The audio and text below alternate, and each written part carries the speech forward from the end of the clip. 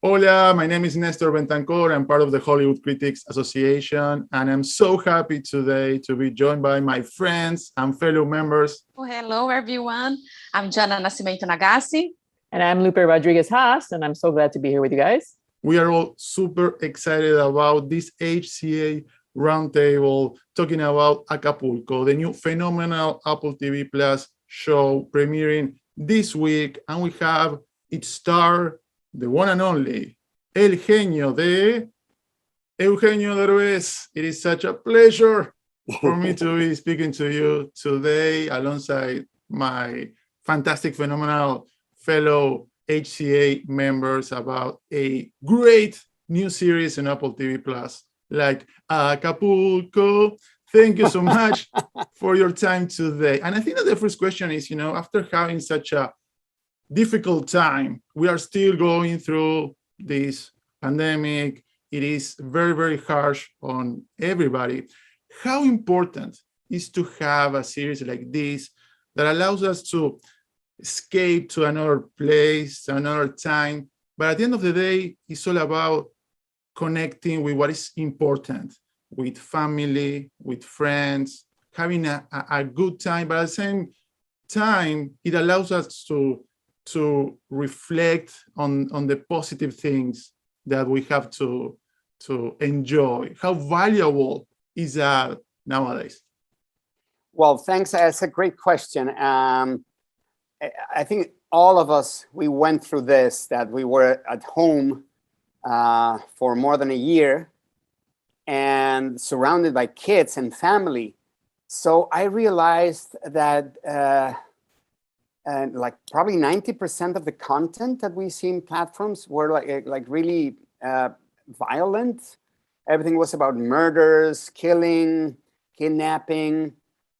And I was like, what happened with all this series that I watched when I was growing up that were family friendly? I remember watching all this series with my family, with my parents, and all together. And what happened to that? I don't know if you remember, because you guys are very young, but Gilligan's Islands or Cheers or The Love Boat, many of them. I think most of them, or almost all of them, were family friendly. And so I was like, we should do more like that. And then when we were developing this, accidentally, I discovered Ted Lasso. And I said, that's it. And that's why I think Ted Lasso is being so successful, because it's different. It's a show that you can watch with your kids, with your family, feels good.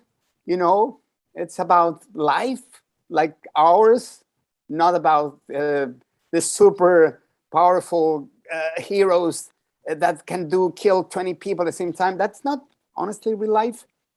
So we started writing Acapulco because we wanted, first of all, to do a family-friendly show with a good vibe, a feeling good vibe.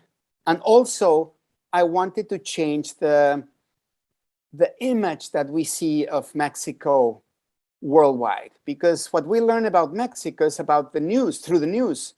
Newspapers, anything related to news where we see like everything is about drug lords, killings, etc., or the pandemic.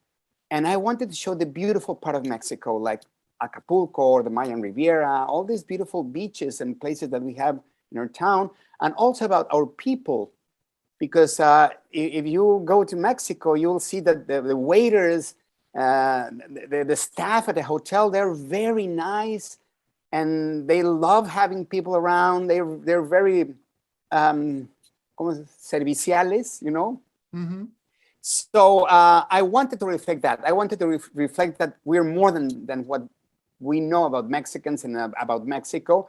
And that's why we created Acapulco, based on this beautiful place, and also in the people, in Mexican people. Acapulco also talks about dreams, sueño, ¿no? Que Máximo tiene ahí, Máximo has this dream. And what do you like? why you think as Latinos we have all this dream, and how much we can do to reach our dreams? Well, I feel that in Latin America, we've been struggling a lot with our governments. So we all come from Latin America, I think. So we know that poverty is everywhere. So we're always like trying to be inspired by these stories where you can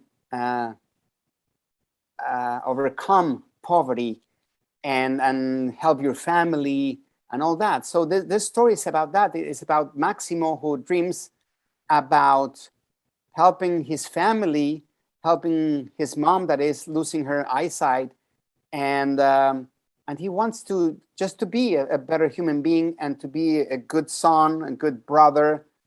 But then he discovers that his dream job at this beautiful resort it's not what he expected, and here comes the question that it's like the spine of the series. What price are you willing to pay to achieve your dreams?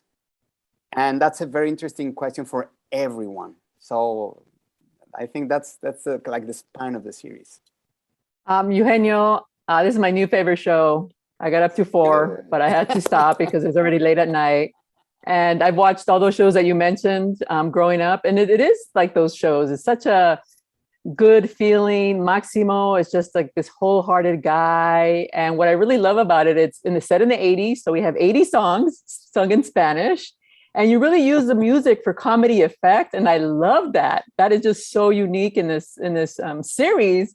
And I think people really enjoy like Eye of the Tiger when Maximo's trying to like prove himself, and the supporting cast are just phenomenal. So I wanted to ask, how did you find Enrique Arizon? He's just this bright-eyed, he's not naive and he's not angelic, but like you mentioned, he's trying to navigate this, idyllic view he had of this resort. And then he comes to realize that, okay, it's not all that, but he still tries to make the best of it. So how did you find this actor? I mean, he's brilliant. He's just amazing in this role. It was so complicated. It's so hard because we needed someone who kind of looked like me, and someone who could speak English and Spanish, someone who was charming. It was complicated. We like cast around probably 100 or more than 100 kids, and we finally found at last minute. Let me say at last minute, we found Enrique.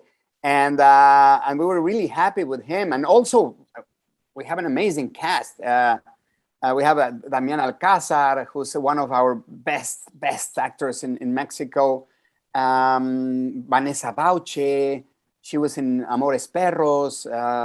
Regina Orozco, she's one of the most beloved actresses in Mexico. So we have a great cast that probably is like, there are like new faces for the general markets, for the US, but in Mexico and Latin America, they're very well known.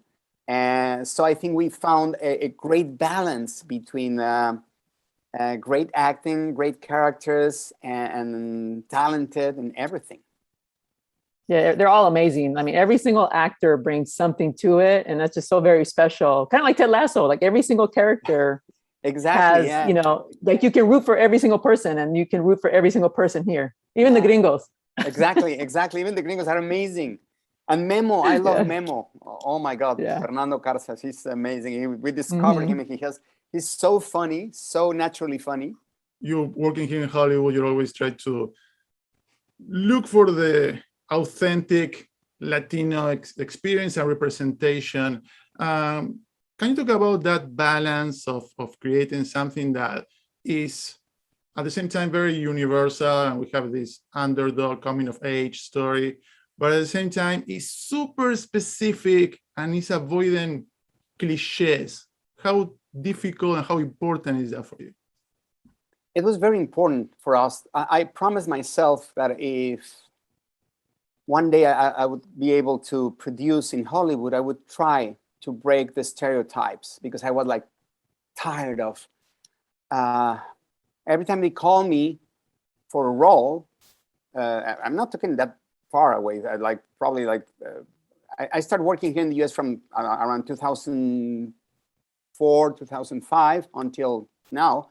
But the first years, they always called me to portray a drug lord, a narco, a criminal, or best case scenario, a gardener. And I think that Latinos, we're more than that.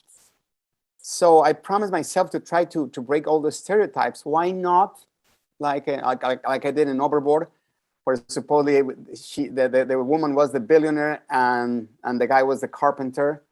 We switched the roles because I was like, why not then? We have like the American girl, she's the poor one, and the billionaire is a Mexican. And exists because we have a lot of billionaires in Mexico, Carlos Slim, for example. So I wanted to change that image. I was tired of hearing a lot of Americans asking me, how's Mexico? Are they donkeys there? Do they have sombreros? So there are a lot of people that still think that Mexico is like full of donkeys and sombreros. And I wanted to change that. It was really important to me. But also about the story, when I came here to pitch stories, and I was trying to do the crossover, many times producers were like, that idea sounds like too Mexican. I was like, I don't think so, but what if? I mean, in all the continent, in Latin America, for many, many years, we've been consuming Hollywood films about, I don't know, Apollo 13. There's nothing like the NASA in Latin America. It doesn't exist. Or Erin Brockovich. It's like too American. But we love those stories because we connect with the story, with the human being. Doesn't matter if it's too American. When it's something that specific, you connect with it. And that's why I always thought they were wrong. But until now, that we see the platforms or that we see that Guillermo del Toro or González Iñárritu or Alfonso Cuarón, they're successful because they have this different flavor, the different way of telling a story because they're from another country and that feels fresh. So I think that's the magic here in Acapulco. It's a specific, but it still connects with an audience. It's about, I just said, the underdog, about a kid that wants to do better for his family, to achieve his dreams. And I think everyone can feel related to that, but with a specific and a different Mexican flavor in it. Yes, absolutely. And talking about flavor, talking about colorful, talking about Latinos and Mexicans, the sets and the hotel are very colorful, are very 80s, are very well represented. How important was for you to have like a hotel, like the way that it was portrayed on the series, and how was like filming there? Well, first of all, we wanted the hotel to be a character, like another character. Like the hotel in its own right is a character. So we spent a big amount of money, a big part of the budget, just in painting the entire hotel in pink. But it was important because Acapulco in the 80s, they had all these colorful hotels. And you immediately see that a hotel painted like that, and you say, oh, that's Acapulco probably in the 80s. So it was very important for us to portray all that, to have the vibe, the colors of Acapulco. Acapulco in the 80s was at its prime, was the place to be, where the entire world went there. Monarchy all around the world, the royalty, the princesses, dukes, everyone there, politicians, Hollywood stars like Elvis Presley, Elizabeth Taylor, Frank Sinatra. There are many, many stories about them having wild parties in Acapulco. And it was because of that. It was a very particular place where you can go with your family during the day, with the kids to the beach, beautiful beaches, warm. The ocean was warm, quite warm. And at night, it's a completely different animal. You know, at night, the best nightclubs, the wildest parties. So you have everything in Acapulco. And we wanted to reflect that and tell all those stories that I'm still curious about if they were true or not. But it was very interesting. So you were talking about, stereotypes and avoiding them. But I really like what you did in the show as well. Is like you have the American owners, the woman and her son who owned the hotel, but you didn't make them to be like the usual bad guys. They're kind of good people. They're a little annoying, but they're generally good people. They really do protect their staff. So, obviously that was intentional, right? You wanted to avoid that stereotype where you have like the evil empire sort of, Exactly. Like, the gringos are the bad guys and the Mexicans are the good guys. No, we wanted to find a balance. I feel that it's more interesting when you are like really struggling with, oh God, this guy is, it's a bad guy, but I understand him or her. And that was the case. We wanted to make them like really organic, human, with mistakes and also with a lot of virtues, virtudes y errores. Mm-hmm. Well, especially the European guy. That was really the bad guy, right? The European guy. That one. I love that one. He was the Eso sí. Ese sí es malo. Exactly. It is funny because just like 3 years ago, subtitles was a bad word, right? Everybody hated subtitles or thought that subtitles was a bad thing. And now with so many shows, series, movies coming from all over the world and having a place in streaming platforms like Apple TV Plus, how timely it is to have something that, is not just in English, and that we are having this opportunity to feature and showcase our beautiful language. Thanks for bringing this to the table. I always hated these Hollywood movies when you see the superhero going to China, and he arrives to China and everyone in China speak English. They go to Mexico and everyone in Mexico, they speak English. So we were like, that's not the way it is. I mean, you go to Mexico City, even if it's Mexico City, you get in a taxi cab, and they don't speak English. I mean, they just speak Spanish or a few words, but that's it. So I wanted to reflect that. And I was like, there's no way, at least me as a Mexican producer, there's no way I'm going to let you guys talk in English if Enrique is with his mom in his house, in a poor house in Acapulco. There's no way they're going to be speaking in English. There's no way. So finally, it was a big struggle, but they got it. And I think that a pandemic helped us, because as you said, after watching Money Heist, La Casa de Papel, or Lupin in French, or there are many series from Germany, Spain, everywhere, and they were very successful. I think that people and the industry were not afraid of subtitles anymore, because 2 years ago, probably it was also an issue. Still, it was an issue. And I was always like telling people when they're watching my movies, don't be afraid of subtitles, please. It's like texting and driving. But don't be afraid of subtitles. We grew up watching movies with subtitles, and it's completely normal.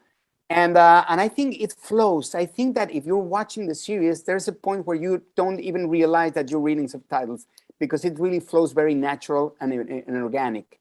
And it's reality. That's how it is. If you go in a kitchen here in the US, they're speaking Spanish. I've seen that. Or if you see your gardeners gathering around during lunchtime, they're speaking Spanish. So I wanted to reflect that. I see.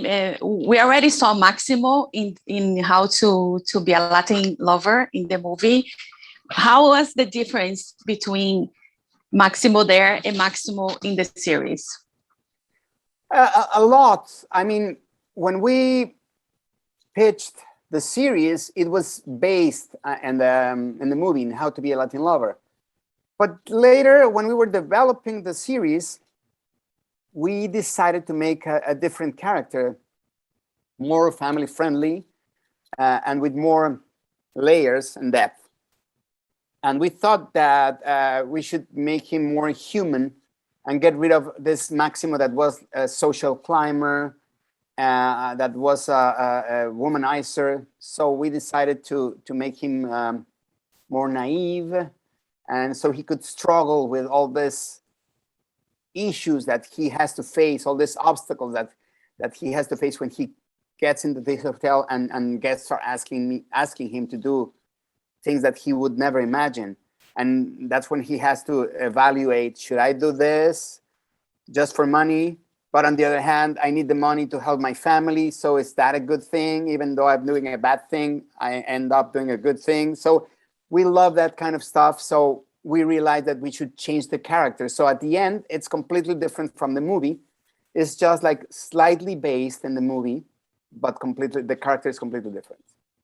Eugenio, I really love Maximo's mom. She reminds me of my mom. Mexican moms are always trying to maintain our purity, right?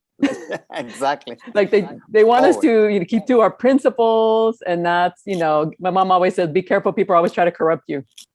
Absolutely. And they don't want you to grow up.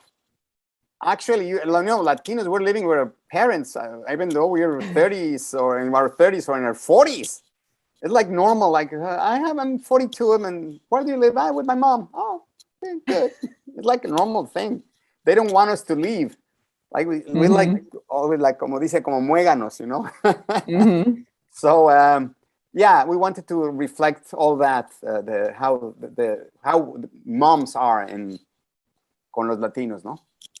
Yeah, because we rarely see that, right? We just see like the moms son religiosos, they're going to their church going, but here you really see how they instill the morality of these characters in him. And he's always thinking about what would his mom think. Like my mom would be so disappointed in me. Exactly. For me doing this sort of thing. And that's important, at least for us Latinos. Your mom's opinion is really important. I was laughing the other day. I just saw a clip. I was on Twitter and I saw a guy who was like, this is a real thing. It just happened like a month ago. He was like robbing, I think like a 7-Eleven kind of stuff. And his mom realized he was assaulting this establishment, and she came and she started beating him. And he was holding the gun. I was like, Mom, stop it. In the middle of en medio del asalto, Mamá, I didn't teach you this kind of stuff. Go back to home. And era de verdad de risa. La estaba pegando y vete para la casa. Órale, vámonos. And he was with the guns, and it was like so funny. But that's Latina mom, no? With the chancla, the power of la chancla. You always have them in your mind. We even, 40 plus, they're always like, I can still tell you what to do. Exactly. Eugenio, what is the difference between Eugenio Derbez, the actor, versus Eugenio Derbez, the producer or executive producer? When you're just an actor, you have to wait until they call you and they offer you certain kind of role. So in a certain way, your career and your choices are not in your hands. And I said, wow, I have to wait until someone calls me and then have to see if the role, I like the role or the movie, but probably I don't like it. So that's when I realized that I need to start producing and writing and learning to do that, because it's a very important part of an actor's career. If not, you're like como una veleta. I don't know how to say that, pero just like, si viene una buena película, good. Bad movie, And this way, I find that I can say no to those projects that I don't like, because I have already, if they hire me for like Coda, for example, I just did Coda. I love that. Okay, I say yes. They offer me, this project that you have to play a drug lord or a narco, and it's not that interesting. I can say no, because I don't need that, because I have Acapulco or Overboard or projects that I'm producing myself. So I think that's the big difference between just being an actor and an executive producer. And I like developing my own stuff, and it's very important for me. Yes. Are we going to have a second season of Acapulco? Well, that Apple should respond this, not me. But I guess, I mean, I think so. I'm almost sure it will be a second season because they're very happy. We all are very happy with the results. We're having great reviews. People that have watched the series, I'm not talking about family, real people, they love it. So I think there's a big possibility of having a second season. And I wanted to ask you, there's this really cute scene when Maximo is talking to the girl that he likes, and they start talking about how they learned English, and they start throwing out like Danny Zuko and Grease. And so I wanted to know from you, when you were growing up, what shows did you learn English from? Or movies? Oh my God. Well, actually, not that much, because in Mexico, all the series were dubbed. At least the one that were like movies, you almost 90% of the time they were like in subtitle in English. But series were always dubbed. So actually, I remember that the voices of the original, of the original actors, of the los de doblaje, the actors that were dubbing the series. So it was crazy because the voices were completely different. But I think I started learning English with movies. Probably the first one that I saw was Mary Poppins. Mary Poppins was the first movie that I watched, and then The Sound of Music. I saw, I'm not kidding, I saw The Sound of Music in theaters 8 times with my mom. So 8 times watching The Sound of Music, I learned a lot of English watching those movies. Yeah. Coda, such a great film, such a great role for you. Can you talk about that experience in particular, that film in particular? I mean, we're here in Apple TV Plus, so it's all good. What I found interesting about Coda was that we were breaking stereotypes regarding my character, because again, it was when they called me to portray this music teacher, I was like, thank you, because why not? I was always complaining, why not casting a Latino or an Afro-American to play a lawyer or a music teacher or an engineer or whatever. So I was really happy when they called me for this project, and I knew the script. I knew the movie actually 5 years ago. I saw the movie and I loved it, and I love that it's very, now that we're talking about inclusion and diversity, I think this is the best project, because you have, we talk about diversity and inclusion when you're talking about skin color, like Oscars too white. There should be more Afro-Americans or more Asians or more Latinos. But what about more deaf people, more blind people, more disabled people? Why not when they cast, as I said before, an architect, but it happens to be disabled, or it happens to be deaf? That's it, just because. That would be inclusion, real inclusion and diversity. So I'm happy that finally Coda is doing this, and it's also a beautiful story. And I love that it's also family friendly. It's a movie that you can watch with your family. It's feeling good vibe too. So it's in my wheelhouse. And I love that about Coda. How do you feel that these projects fit in your body of work and your moment right now in your career? First of all, I'm very grateful with my business partner, Ben Odell, because he's always pushing me to places that I am very shy in real life. And as an actor, I think all actors are like this. I'm very insecure.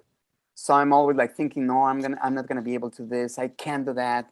No, it's not for me, whatever. And he's always like pushing me. And I like that.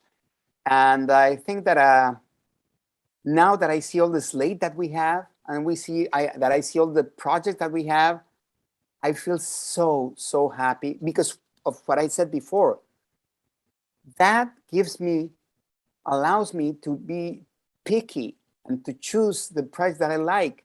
And even if they're offering a lot of money, I don't care. I have a lot of work. So I go for the project that I like, for the project that I love. for the projects that can portray in a good way a Latino. I'm not saying that probably one day I will play a drug lord again or a narco because it's interesting if the script is good. But I try to get rid of those stereotypes and portray a different image of Latinos on the screen. So I feel so happy about having all this big slate of projects like Loteria, that it's like such an iconic game for Latinos. And it's going to be like a Latin version of Jumanji. And I love that. I love like helping our community to be seen in a different way. And that makes me really, really, really happy. It makes us very happy to see you doing amazing work and representing us all so well. Eugenio, thank you so much for your time. Can you please invite everybody to watch the first episodes of Acapulco premiering this week on Apple TV+. Don't miss it. Everyone's talking about it. It's because it's really beautiful. It's entertaining. It's touching. It's different. So you can watch it just after Ted Lasso. I think if you watch the last episode of Ted Lasso, it will connect you to the first episode of Acapulco, starting on October 8th. So don't miss it. Acapulco on Apple TV. Muchísimas gracias, Eugenio. Gracias. Muchas gracias. Muchas gracias. Thank you so much. Gracias a ustedes por la entrevista y por su tiempo. Mil gracias.